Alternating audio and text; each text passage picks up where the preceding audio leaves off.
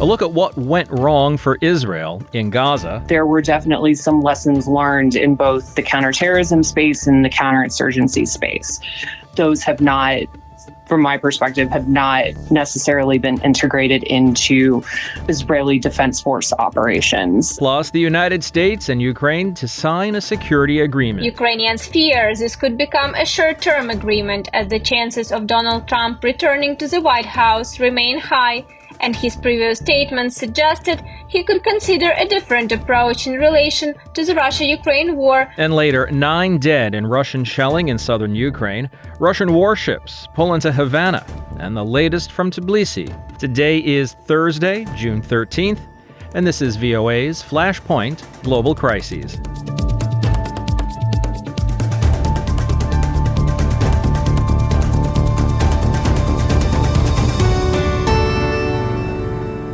Good evening, I'm Steve Karish in Washington. What went wrong in Israel's war against Hamas? Were there lessons from previous urban battles against insurgent groups that went unheeded? Would it have made a difference? I'm joined by Karen Sudkamp. She's a national security researcher with the Rand Corporation. So the premise of the article was, after spending 20 years in Iraq and Afghanistan and conducting the war on terror, that there were definitely some lessons learned in both the counterterrorism space and the counterinsurgency space. Those have not, from my perspective, have not necessarily been integrated into Israeli Defense Force operations. Well, what are those lessons? So, primarily it starts, from the top of having a lack of a firm strategy and clear objectives. Destroying a terrorist group is not a specific or clear objective, particularly one like Hamas that is so integrated into society and governance and economics and the entire daily life in Gaza in particular. So what would you suggest Israel do differently? If you look at, operations in not only Iraq and Afghanistan and Syria, in the places where the United States had the most success was when a multifaceted campaign was undertaken. So not just conducting strategic strikes and killing or capturing terrorist organization leaders, but also working to ensure that the civilian population was taken care of, that civilian infrastructure was preserved to ensure reconstruction and rebuilding. Is this the sort of hearts and minds stuff we've been reading about? Definitely more on the hearts and minds stuff, but on the hearts and minds side of it all, but also just the general recognition that not, just because you're a Palestinian in Gaza, for example, does not automatically assume that you are supportive of Hamas, and the civilians aren't automatically guilty or should be paying for the poor decisions of Hamas. Now, an example of something that Israel has done right, which you point out in your article, is the sort of targeted attack in Lebanon recently to get that one senior Hezbollah official. Right. Is it practical to do a whole war with such resource-intensive, precise strikes like that? Could they prosecute the whole war in Gaza that way?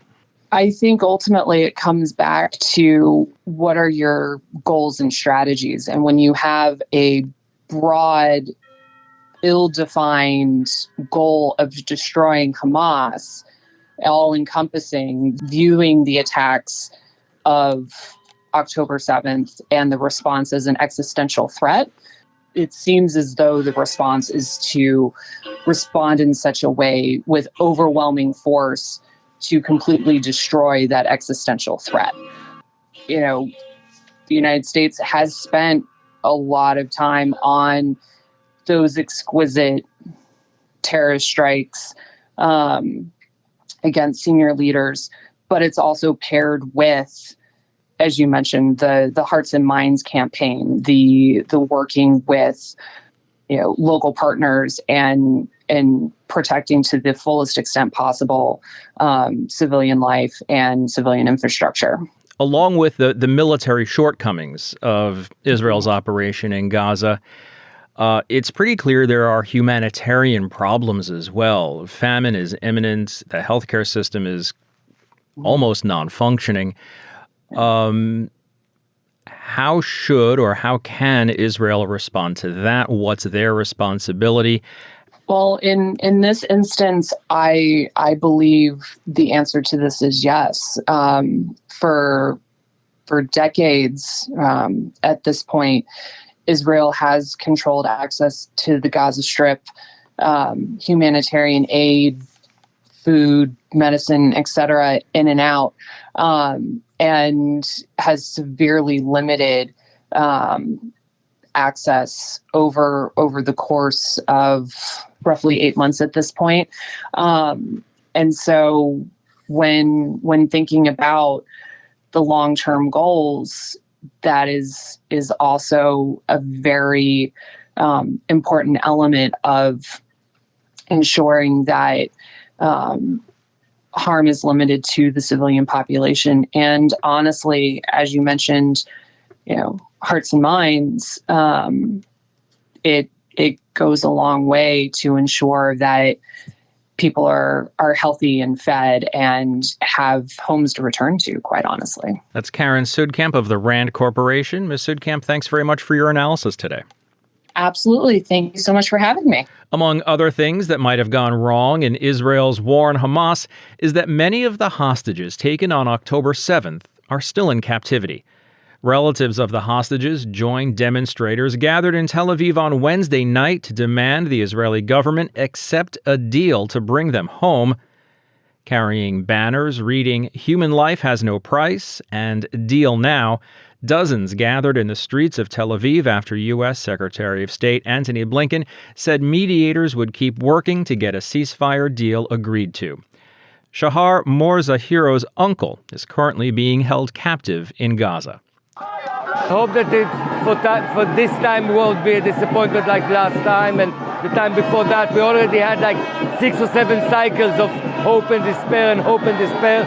But what can we do? We are clinging on to any hope there is. Hamas is believed to be holding around 80 hostages, as well as the remains of another 40. Miriam Schlein was also at the rally. She echoes the opinion that a ceasefire deal is what's needed to secure the release of the hostages. I think that's the only way that there's going to be a deal is if there's going to be external pressure, especially from the United States putting pressure, then we have to get to a deal. The prisoner, the hostages have to be released as soon as possible. And negotiations for that deal are ongoing. The United States is still pushing a plan, said to be an Israeli plan, though they have yet to publicly accept it. The U.S. National Security Advisor met with reporters on Thursday. Kylie Vaughn gets us up to speed. On Tuesday, Hamas responded to the ceasefire proposal with amendments to the plan outlined by President Biden in late May. United States National Security Advisor Jake Sullivan spoke with reporters in Italy on Thursday. He said some amendments were minor and not unanticipated, while others were more major and are not consistent with what Biden laid out or what the UN Security Council embraced.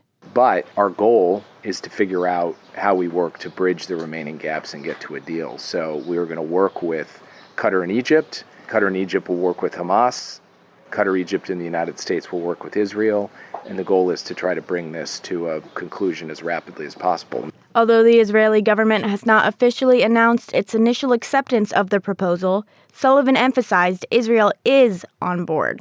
To this day, they stand behind the proposal that was put on the table in late May that President Biden described in his May 31st speech. So I don't think that there is a contradiction in the Israeli position.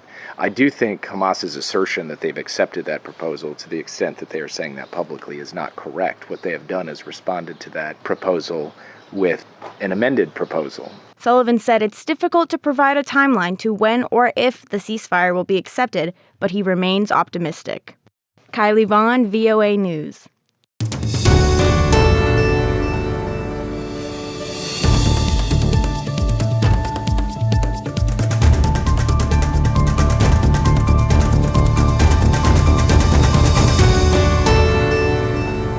Changing gears now at the G7 summit in Italy. U.S. President Joe Biden will sign a new security agreement with Ukraine on Thursday evening after this show was recorded.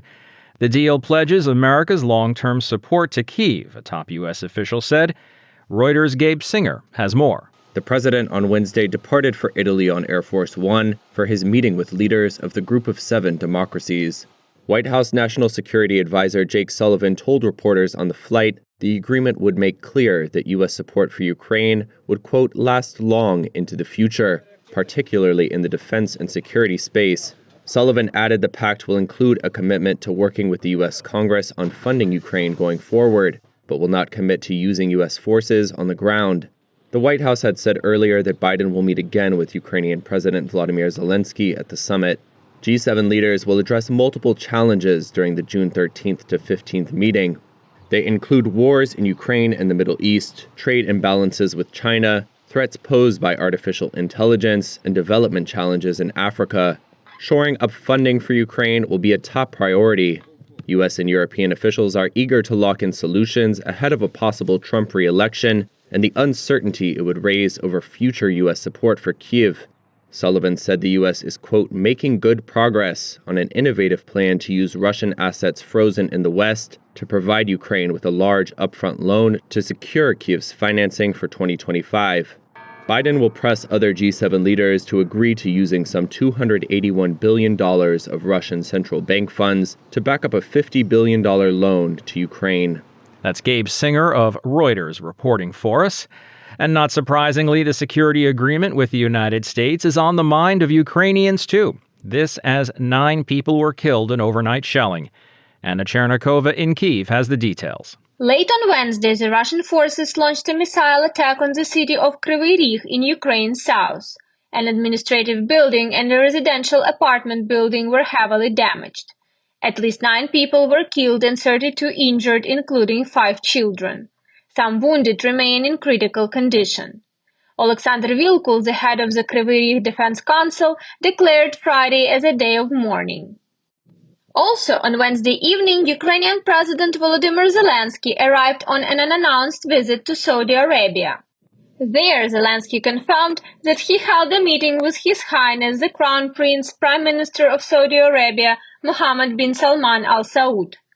The two leaders discussed bilateral relations and the effective ongoing cooperation between the countries. Zelenskyy also confirmed that preparations for the Global Peace Summit, its expected results and their positive implementation, and the approach to real peace for Ukraine were also discussed. Saudi Arabia has not yet confirmed whether it will attend the summit. Saudi Arabia maintains ties with both Moscow and Kyiv after the Russian invasion of Ukraine. At the same time, the Saudis position themselves as possible mediators in this war. Meanwhile, on Thursday, all eyes in Ukraine are on the G7 summit where President Volodymyr Zelenskyy is expected to meet with U.S. President Joe Biden to sign a bilateral security agreement. Jake Sullivan, U.S. President's national security advisor, confirmed that the agreement will clearly state that U.S. support for Ukraine will be long-term and guarantee cooperation in the areas of defense and security. He also said that the signing of the agreement is a clear signal to Russia that the Ukrainian international coalition is strong. While in Ukraine the security agreement with the U.S. is considered a very positive sign, it will not be ratified by Congress, meaning that any future president of the United States will be able to withdraw from it at any time.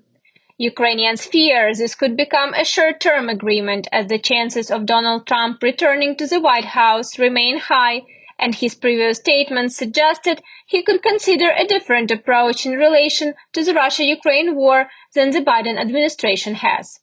Anna Chernikova, VOA News, Kyiv.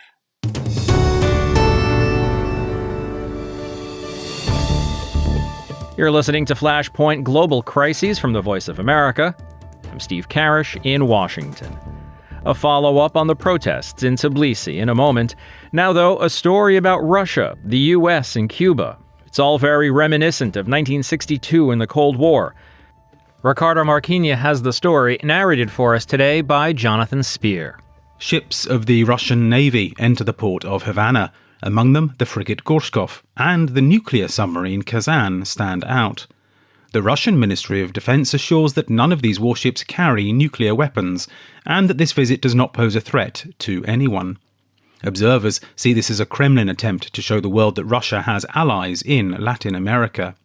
Mathieu Buleg, a consulting fellow with the Russia and Eurasia program at Chatham House, spoke to VOA. In the context of Russia's full-scale invasion of Ukraine in 2022, it does add an extra layer of provocation, a little bit of muscle flexing to show specifically now that Russia is not alone, is not isolated in the international community, and can still operate with other powers, militarily speaking, and demonstrate presence, force, and deployments. But in the current atmosphere of tension between Russia and the West, Washington does not see this as a routine visit, and observers are watching closely, especially after US President Joe Biden approved Ukraine's use of American weapons against targets inside Russian territory. Some Western security analysts say that in any case, the physical threat posed by the Russian Navy in these waters is minimal.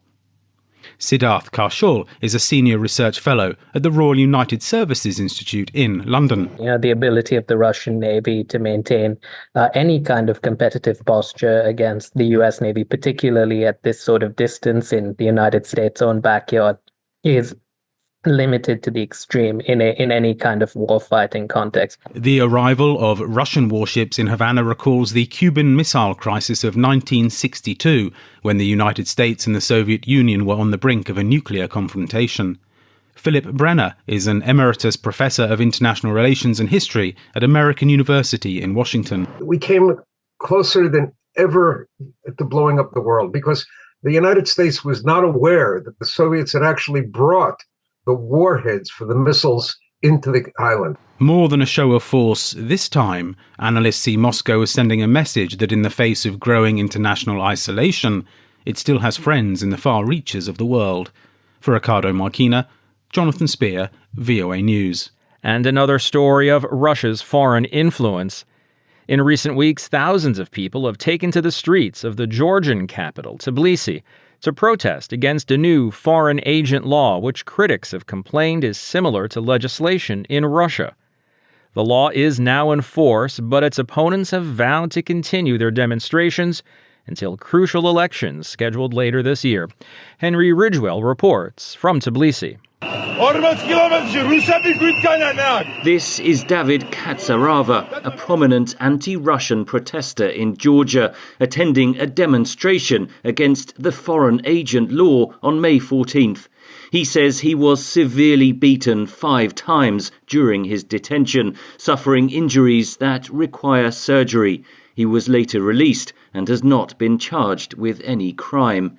He told VOA that the protests must go on and he will rejoin them in the coming days. We have now the changed reality and we must continue fighting. Georgia has changed its direction to Russia. We must fight until to the end, because otherwise, if we stop, if we will be scared and will stay at home,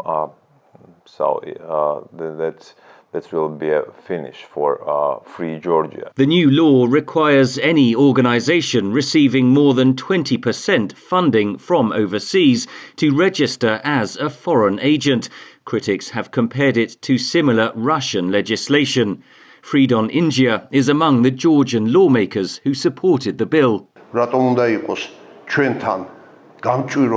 He said it doesn't make any sense why the state budget should be transparent, but any funding from foreign sources should not be transparent in the same way. The European Union warns the law is incompatible with Georgia's EU membership aspirations. The United States has imposed sanctions on some Georgian lawmakers. The law is now in force, but its opponents say it's just the first battle. Giga Bokeria is chairman of the European Georgia Party. We have elections in October. This protest will continue until then, and our goal will be, just like 30 years ago, to achieve a fundamental change. And this fundamental change is to remove the government, which is a proxy of the the enemy of our sovereignty and enemy of our liberty inside the country.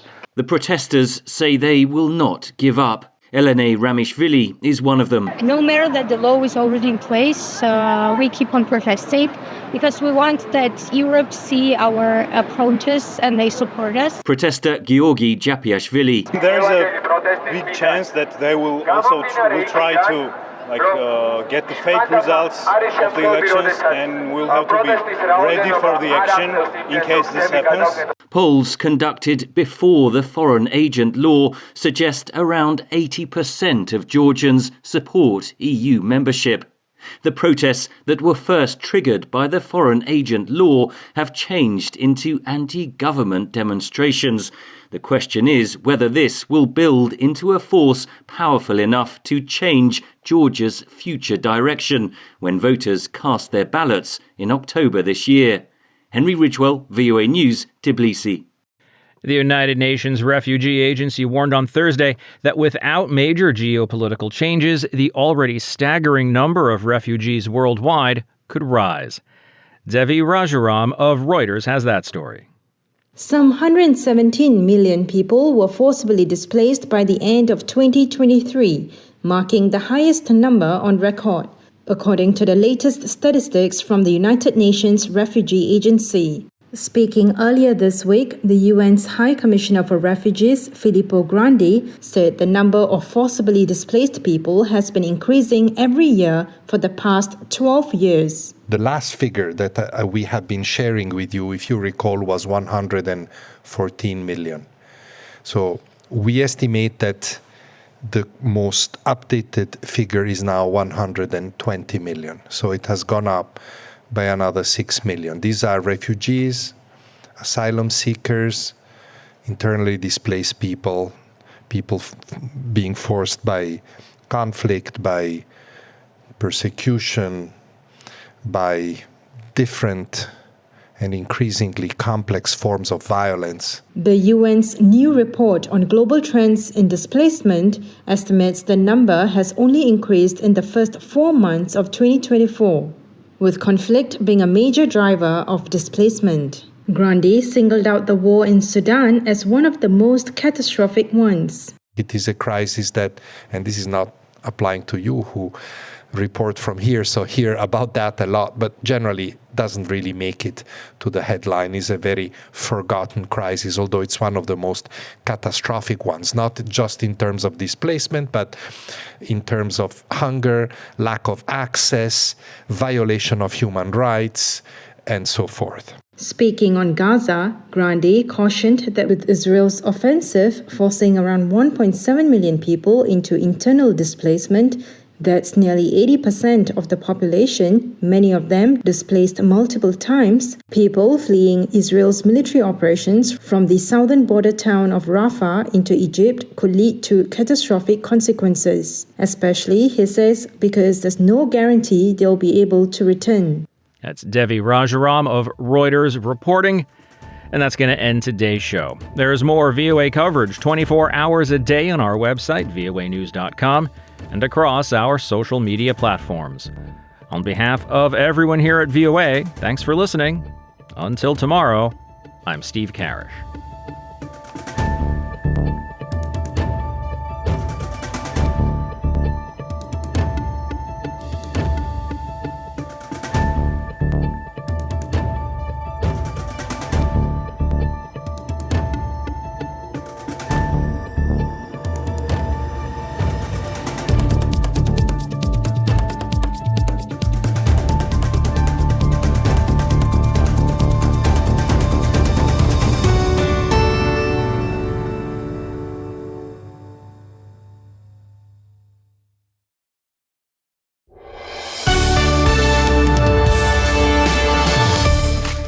For deeper dives and expert analysis, listen to VOA Podcasts.